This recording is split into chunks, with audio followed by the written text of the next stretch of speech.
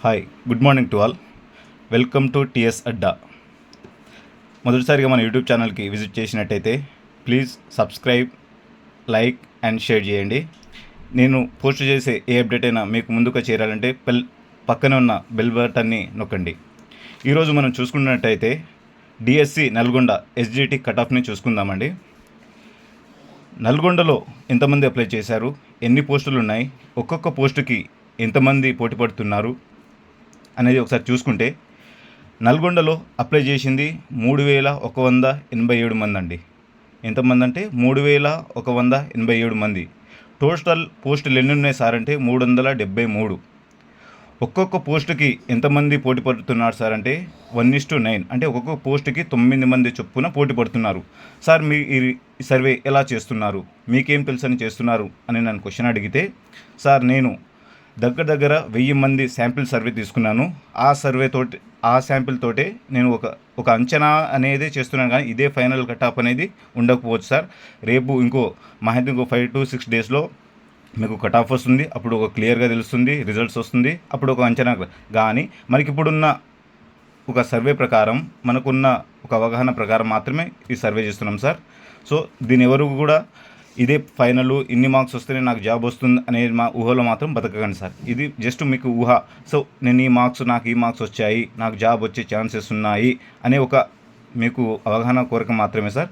Sir ఒక్కొక్కసారి చూసుకుంటే first 373 పోస్టులలో ఓపెన్కి ఎన్ని ఉన్నాయి, ఎస్సీకి ఎన్ని ఉన్నాయి, ఎస్టీకి ఎన్ని ఉన్నాయి, కేటగిరీస్ వైజ్గా బీసీ వాళ్ళకు, ఈడబ్ల్యూఎస్ వాళ్ళకి ఎన్ని ఉన్నాయి అనేది ఒకసారి చూసుకుంటాం సార్.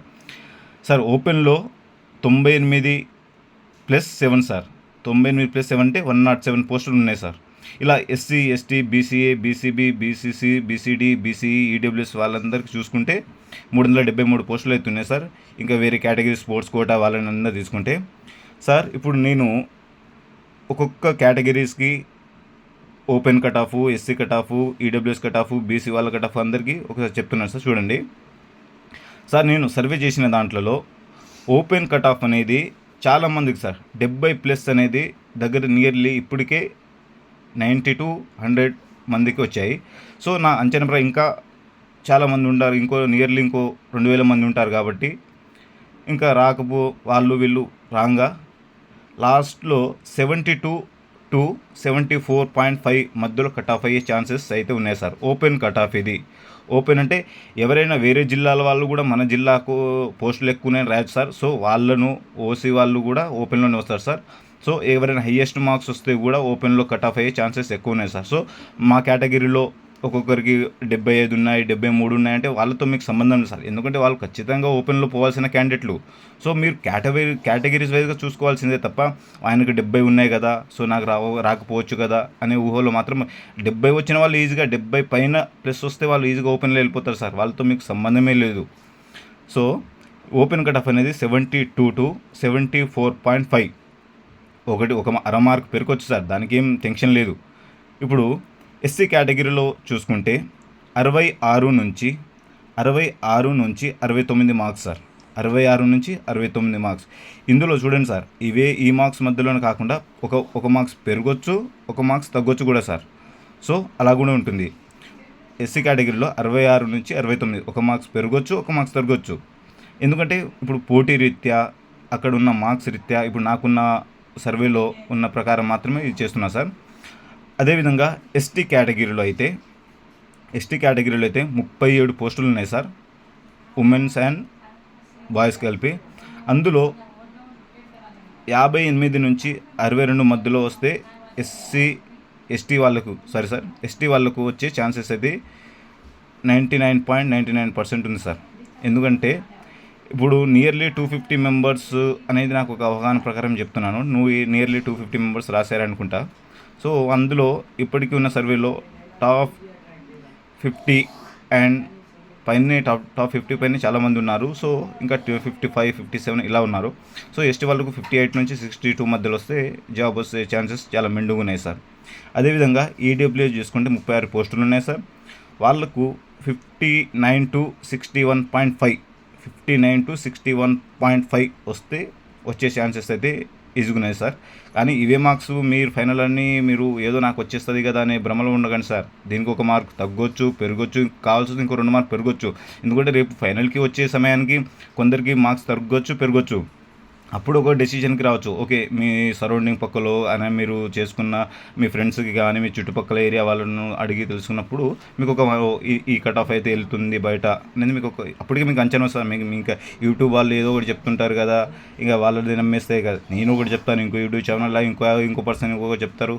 అదేవిధంగా మీరు ఉండకండి సార్. విధంగా బీసీఏలో చూసుకుంటే 63 to 65 +or- సార్. ఇది 63 to 65 జస్ట్ 0.5 నుంచి 1 మార్క్ సార్, పెరగొచ్చు, తగ్గొచ్చు. అదేవిధంగా బీసీబీలో చూసుకుంటే 67 to 69.5 67 to 69.5 సార్. అదేవిధంగా బీసీసీలో చూసుకుంటే 60 to 63 సార్, 60 to 63. దీనికి -1 యాడ్ చేసుకోవచ్చు ఆర్ 0.5 ప్లస్ యాడ్ చేసుకోవచ్చు సార్, అంతే. అదేవిధంగా బీసీడీలో చూసుకుంటే సార్, బీసీడీలో ఈసారి కట్ ఆఫ్ పెరిగే అవకాశాలు అయితే చాలా ఉంటున్నాయి. ఎందుకంటే ఇప్పుడు నేను చేసిన బీసీడీ వాళ్ళే ఓవర్ స్కోర్ చేశారు, బీసీబీ వాళ్ళు కూడా అదేవిధంగా స్కోర్ చేశారు సార్. సో పోస్టుల రీత్యా కానీ బీసీడీ కంటే బీసీబీ వాళ్ళకే ఎక్కువ ఉన్నాయి కాబట్టి ఒక 1 మార్క్, అర మార్క్ అలా డిఫరెన్స్ వస్తుండొచ్చు సార్. అదేవిధంగా బీసీడీ వాళ్ళకు 68 to 70+. ఒక్కొక్కసారి ఇది 71 పోయినా ఆశ్చర్యం లేదు సార్. మనకు 71 కూడా పోవచ్చు, ఎందుకంటే కట్ ఆఫ్ రీత్యా. అదేవిధంగా బీసీఈ వాళ్ళకు చూసుకుంటే 58 to 61 సార్, 59 కావచ్చు, 60 కావచ్చు, 61.5 కూడా కావచ్చు. సో ఈ మార్క్స్లో వస్తే వీళ్ళకు 99.9 వచ్చే ఛాన్స్ అయితే ఈజీగా ఉన్నాయి సార్. చూసుకున్నారు కదా సార్. ఓపెన్లో అయితే 72, 74 రావాలి. ఎస్సీ వాళ్ళకైతే 62, 66 to 69 రావాలి. ఎస్టీ వాళ్ళకైతే 58 to 62 మధ్యలో వచ్చేస్తుంది. ఈడబ్ల్యూఎస్ వాళ్ళకైతే 59 to 61.5 వచ్చేస్తుంది సార్. ఈ విధంగా BCA, BCB, BCC, BCD, BCE వాళ్ళకు ఈ విధంగా కట్ ఆఫ్ ఉండొచ్చు సార్. నా అనాలిసిస్ ప్రకారం, నేను చేసిన శాంపిల్ సర్వే ప్రకారం చూసుకుంటే ఈ విధంగా సార్. ఓకే సార్, ఈ కట్ ఆఫ్ మీకు ఒక అవగాహన కానీ మీకు ఒక ఏ టెన్షన్ పడకండి సార్. ఏ టెన్షన్, మీరు చదివిన చదువులకి మీరు రాసిన ఎగ్జామ్కి మీకు తెలుసు సార్, మీకు జాబ్ వస్తుందా రాదా అని.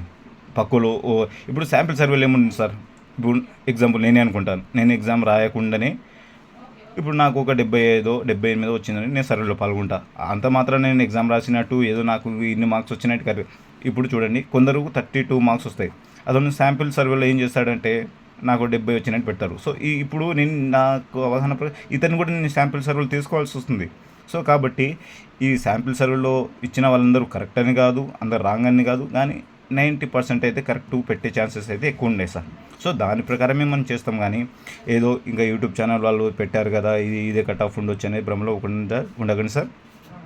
సో ఈ విధంగా అయితే కట్ ఆఫ్ ఉండబోతుంది సార్. ఒకసారి ఈ వీడియో మీకు నచ్చినట్లయితే ప్లీజ్ సబ్స్క్రైబ్ అండ్ షేర్.